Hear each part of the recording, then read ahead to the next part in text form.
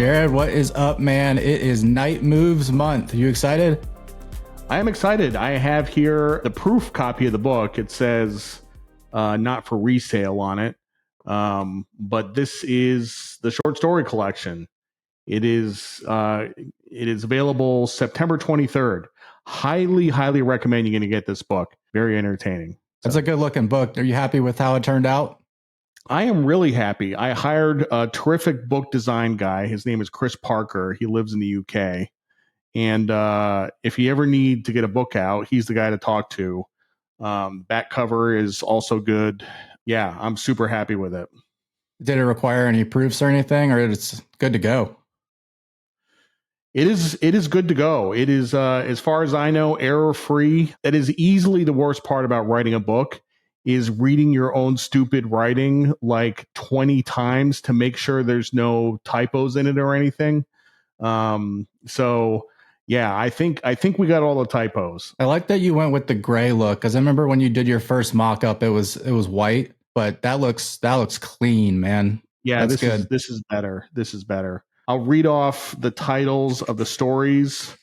We have The Wallet, Glowing, In Search of Truth, Night Moves, Dr. Burns, Insider, The Crash, 200 Hours, Hit and Run, Creep, Amanda, Left Out, Disaffected, Seaboard Street, The Whitman School, and Beyond Love. I was going to ask you what your favorite of that is, but actually don't answer that, because I'm going to read this collection, and next time we talk, or whenever the book's out and we talk again, I'm going to give you my top 3, and I kind of want to see how they align with your favorites and the ones you're proudest of, etc. Okay, so cool. We'll do that then. Yep. But I'm looking forward to that. If you are an ebook person, you can pre-order that now on Amazon, and the physical copy will be out September 23rd, correct? Yep. Let's get into the markets here. First up from Bloomberg, Goldman slashes copper forecast on softening Chinese demand. China's increasingly disappointing economic recovery will delay an expected rally in copper, according to Goldman Sachs, as it slashed its forecast for next year by almost 5,000 a ton. The change in Goldman's view comes as inventories of raw materials pile up in China, with economic activity too feeble to clear surpluses. The bank also downgraded its 2025 price prediction for aluminum, maintained bearish views on iron ore and nickel, and said gold was its preferred near-term hedge against geopolitical and financial risks. So, Jared, first things first, how are you feeling about commodities right now? Oh, I got veins popping out of my neck. I can't be more bullish on commodities. This we were looking for the sentiment bottom in commodities, and Goldman puking copper is the sentiment bottom. Plus, oil falling apart today. Like, OPEC pissed all over the market. So yeah, this is I think the bottom. And Goldman is notoriously wrong in their calls, and not just their commodity calls, but all their calls. It's funny because, they have the smartest people. Goldman is the best investment bank. It is. And yet their research department consistently gets things totally wrong all the time. And the other thing I would point out is, they came out bullish on gold. You've heard me say I'm actually bearish on gold in the short term, bullish longer term, but I'm bearish in the short term. So this is the fade. Like, you have to fade this. Yeah, I was going to ask you about oil. It looks like it's down like 4.5%+ on the day. I have no explanation, but this really feels like a washout to me. And really at the moment that stocks are peaking.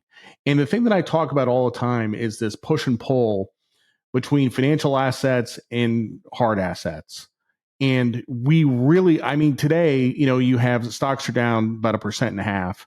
But, as of the day before, like, stocks were at all-time highs, commodities were at all-time lows. Like, you couldn't get a better entry point for this trade. So I know you use gold as kind of a proxy for commodities, but what would you suggest for someone who is looking to invest like in commodities in a broader sense? Well, the thing I always talk about in my newsletter is they have a few commodity index ETFs. And actually, I think there's 3 big ones.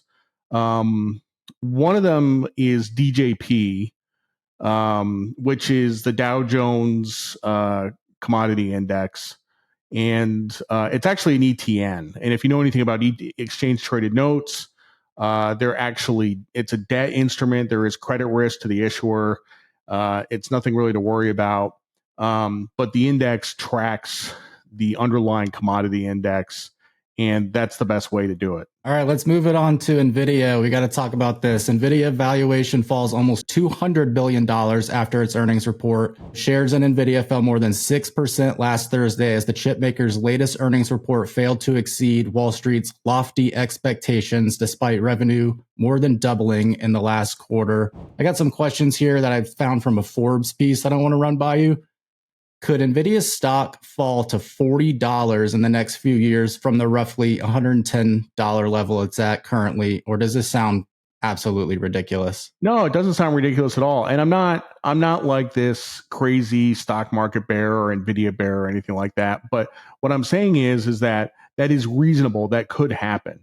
Like if Nvidia went to $40 a share, it would still be like $1 trillion market cap, right? And it would be a much cheaper company. It would be trading at like 25 times earnings. But there's no valuation cushion here, right? And I think the significance of this earnings report is it's kind of like the Cisco earnings report in 2000. This is the moment that growth decelerated just slightly enough that it missed everybody's outrageous expectations. And the stock today is coming apart like a soup sandwich. It's down like $8. And I think there's more downside. And in my newsletter, I'm short. So I am short Nvidia. So for what that's worth.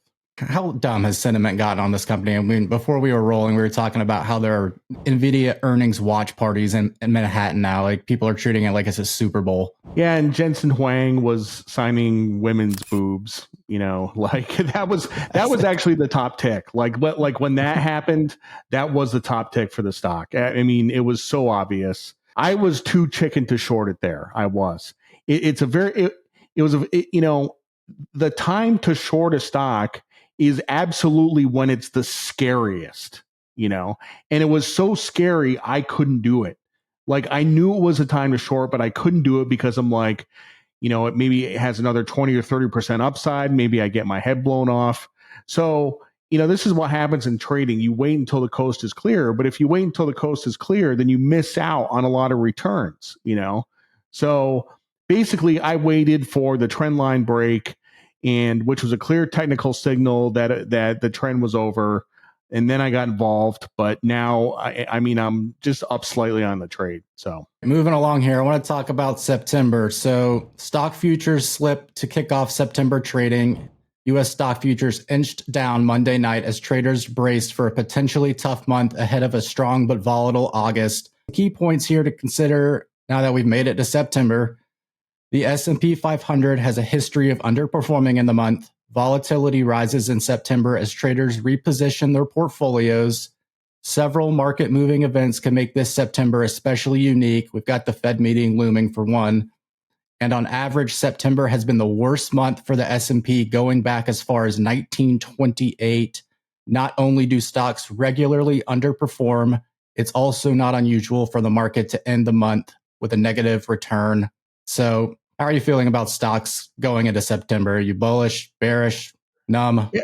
I mean, I'm super bearish. I don't really it's not because of seasonality. Like I don't put a lot of credence into seasonality. Like, I mean, yes, September has been the worst month and October isn't great either. And we're going into an election and there's two financially illiterate people running for election. So there's really nothing good that's going to come out of it. And the interesting thing is that, the election is 63 days away or something like that, and maybe less. And the stock market has not discounted any of it up until this point. So maybe now it starts to discount some of the bad stuff that's going to happen with the election. So I saw you tweeted this Wall Street Journal article where it said Americans are really, really bullish on stocks.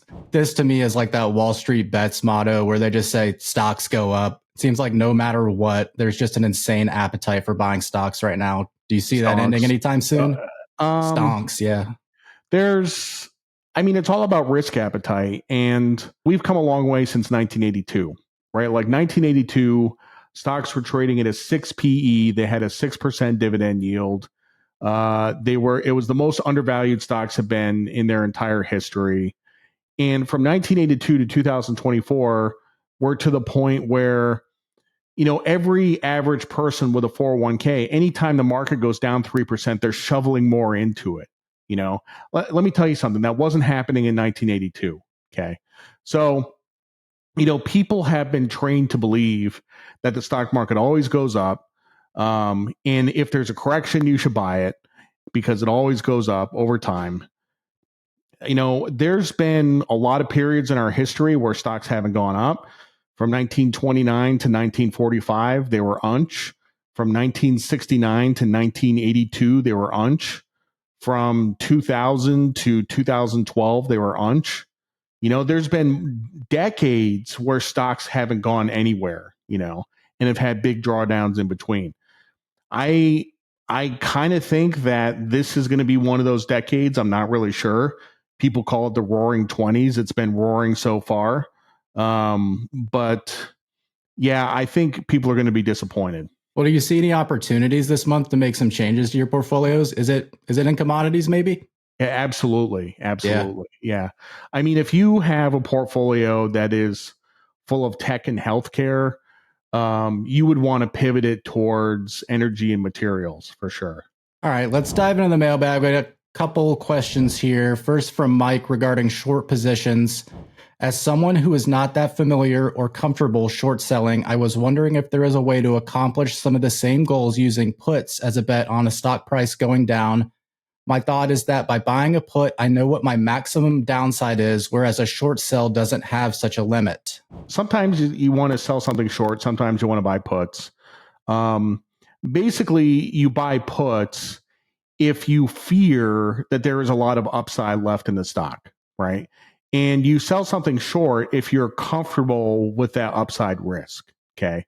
Because ultimately, if you buy an option, you're paying the premium and it decays over time, which means that you have to get the timing as well as the direction right. With short selling, you don't really have to get the timing right. All you have to do is get the direction right. I mean, if you hold a stock for 5 years and it's unch and then it goes down 50%, terrific. You know what I mean?